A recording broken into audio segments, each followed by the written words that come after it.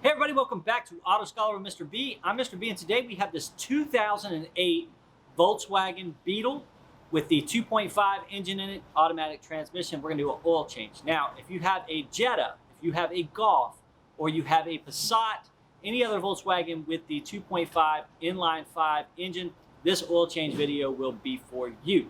So don't forget to like the video if it taught you anything, and of course subscribe to the channel. Let's go ahead and get started. Okay, so here is our 2.5. First thing I like to do is go ahead and pop the hood, just give a quick visual inspection of everything, making sure that nothing is leaking or out of place or out of the ordinary, any weird smell, anything like that. And then I'm gonna check the fluids. Your brake fluid's gonna be over here. Just give it a little shake and it'll, you'll see the level moving there and you can tell. And we have our power steering fluid right here. This takes a special power steering fluid. Don't just put regular power steering fluid in it. It takes the green mineral oil style power steering fluid.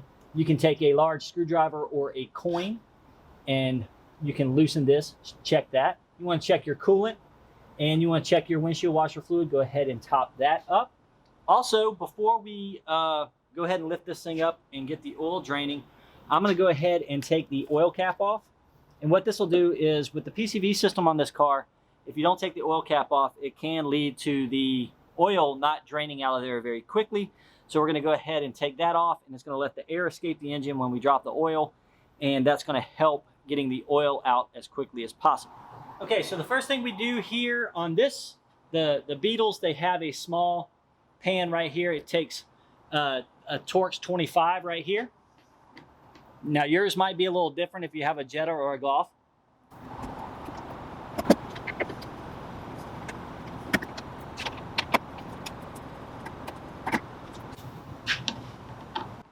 Somebody has put a Phillips head screw in here, so no telling what you'll find under here that's actually holding this piece on.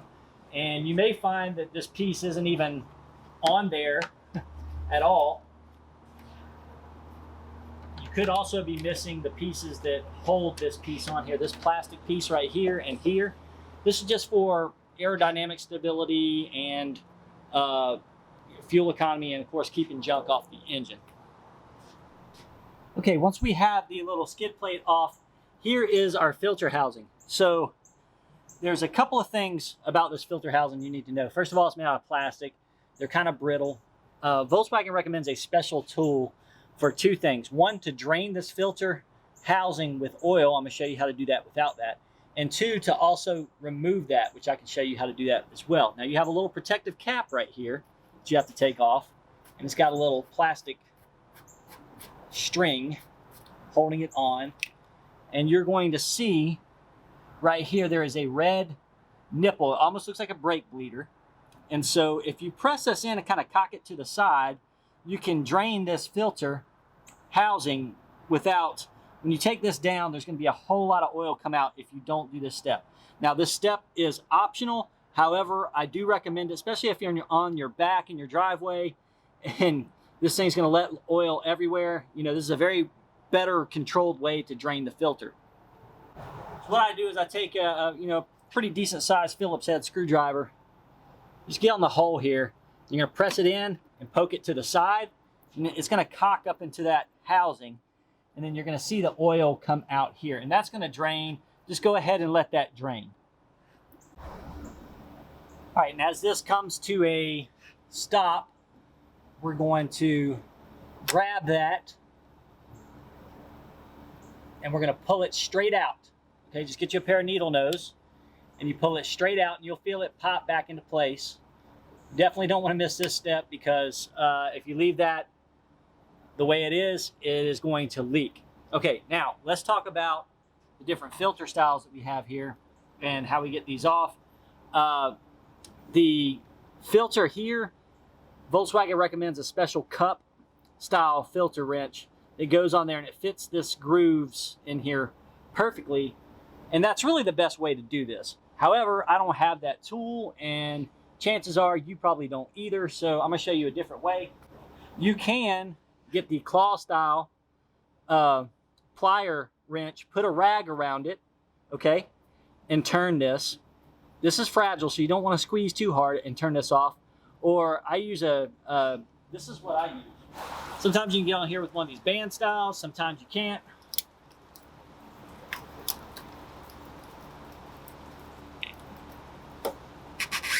There we go. Sometimes just the old school filter wrench will work better than anything.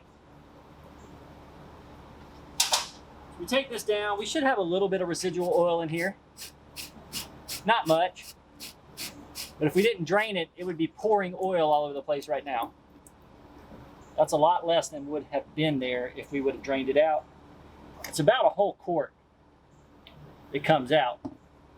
If I would have let it drain longer, nothing would have came out, but I'm trying to kind of make this video quick because we're about to get some storms coming through. Okay, so we're prepping our filter housing. Gonna go ahead, and there's a little O-ring that is right here in this housing. You'll see a little tab. Just grab that with some pliers and pull out.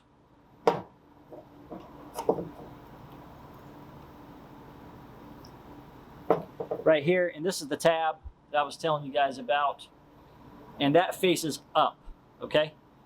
So we're gonna take our new one. I've already got it lubricated with some clean oil, and we're gonna put this right there in the slot. You just push it down with your fingers. Make sure that that tab is pointed up, okay?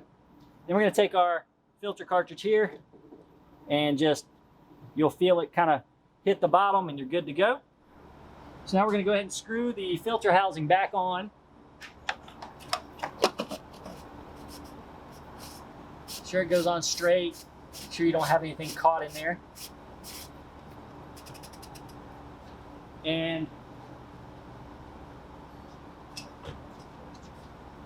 grab these filter pliers right here. Very gently, because you don't want to scratch up this plastic. You don't want to mar anything up. You can actually put a rag in between the plastic housing and these pliers, but you just want to cinch it up. When it starts making that duck squeak quack noise, then you've got it just about where it needs to be. And of course, we are going to put our cap back on. That just protects that nipple in there from getting hit by any roadside debris and popping loose and dropping all your oil. And then we are just going to clean up any oil spill that we have on the engine. That way it doesn't interfere with any leak diagnosis that we may have to do in the future. So now we are going to go ahead and drain the oil. Okay, so this is our drain plug. I do recommend, if you want to, it's definitely not going to hurt, to go to a magnetic drain plug. I'll put a post above me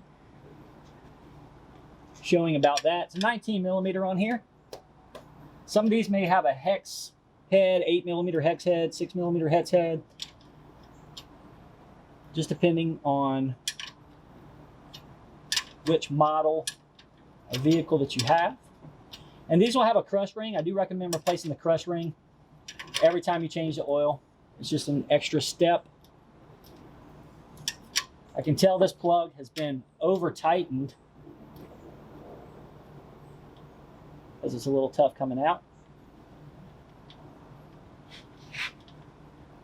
And just try not to make a mess here. And we'll let that drain. Okay, so now since the oil has stopped dripping so much, we'll go ahead and put this back in. The specification on this is 22 foot-pounds.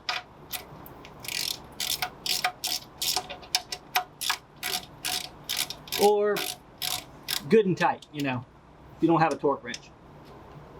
There we go. Now we'll just put the that front deflector pan back on, and we'll lower the car down. Now all we have to do is put the oil in it, and after you put the oil in it, this one takes 6.3 quarts. Just check and make sure that that's the right quantity for your vehicle. But after you do that, crank it up, let the car run for about 5 to 10 seconds, turn it off, and then check the oil using the dipstick.